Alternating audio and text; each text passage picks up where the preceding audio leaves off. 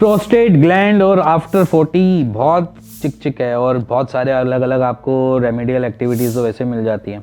तो मैं आज रेमेडीज़ नहीं देने आया हूँ, आज मैं आपको ये बताना है आपने करना क्या और क्या नहीं करना है। तो सबसे पहली चीज़ समझना, प्रोस्टेट ग्लैंड के साथ प्रॉब्लम्स आगे जाकर वेट के साथ भी बढ़ती हैं, और जब वेट बढ़ता है तो हमें ब्लड प्रेशर की दिक्कत, डायबिटीज़ की दिक्कत या फिर कोलेस्ट्रॉल जैसी प्रॉब्लम्स हमारे साथ जुड़ जाती हैं, अपने आप ही जुड़ जाती हैं। उसके लिए किसी को सपोर्ट नहीं देने की ज़रूरत होती है। अगर मेरा वेट ज़्यादा है आफ्टर 40, क्योंकि हमारी फिजिकल एक्टिविटी धीरे धीरे करके स्लो डाउन की तरफ बढ़ती है।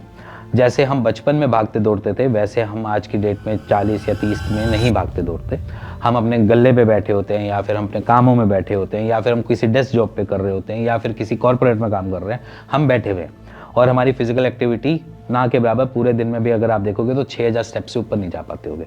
तो ये एक हमारी प्रॉब्लम होती है। तो अगर आप प्रोस्टेट के पेशेंट हो या फिर आपके पेरेंटल इश्यूज हैं ऐसे, मतलब आपके फादर को रहा हो प्रोस्टेट ग्लैंड, तो शायद आप में भी आ सकती है ये प्रॉब्लम। तो आज से अपने लिए ये कुछ चीज़ें हैं जिसको मैं बोलता हूँ कि आप स्क्रीनशॉट भी ले लो और जो करना है कैसे करना है वो सारी चीज़ें आपकी इसमें सारी डिटेल्स मैंने डाल दी हैं। आप पहले इनको फॉलो कर लो और स्क्रीनशॉट्स ले लो, फिर मैं आपके एक्सप्लेन करता हूँ।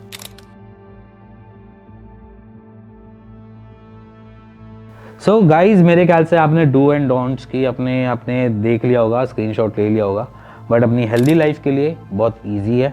अगर मैं बोलता इस वीडियो में तो शायद आप नहीं समझ पाते। अब शायद आपने स्क्रीनशॉट ले लिया होगा तो मेरे ख्याल से आप इसको फॉलो भी कर लोगे, क्योंकि डेली तो मेरी वीडियो सुनोगे नहीं ना। तो इसीलिए मैंने आपके डू एंड डोंट्स एक फॉर्मेट में डाल के दे दिया, जहाँ पर अगर हम कहीं फंसी में हों, जहाँ पर हम प्रोसेस फूड खा रहे हों, जहाँ पर हम कोई ऐसी चीज़ें कर रहे हो जो गलत है, वो मैंने डोंट्स में डाल दिए।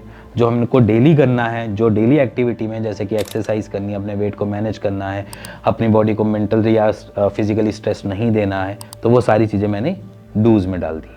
तो ये कुछ चीज़ें हैं जो मेरे ख्याल से आपके लिए भी बेटरमेंट होगी और आप आने वाले फ्यूचर में प्रोस्टेट ग्लैंड से हमेशा बचे रहेंगे। और अगर आपकी फैमिली में कभी कोई ऐसा इशू आया है या हुआ है या दादाजी को हुआ है या फिर आपके फादर को है, तो आप उन सारी चीज़ों से बचे रह जाओगे और कभी भी कैंसर जैसी प्रॉब्लम्स में नहीं फंसोगे, क्योंकि प्रोस्टेटेमेगोली फर्दर केसेस में आगे बढ़ते कैंसर में कन्वर्ट होती है। सो इसीलिए गुड बाय, टेक केयर और स्टे हेल्दी।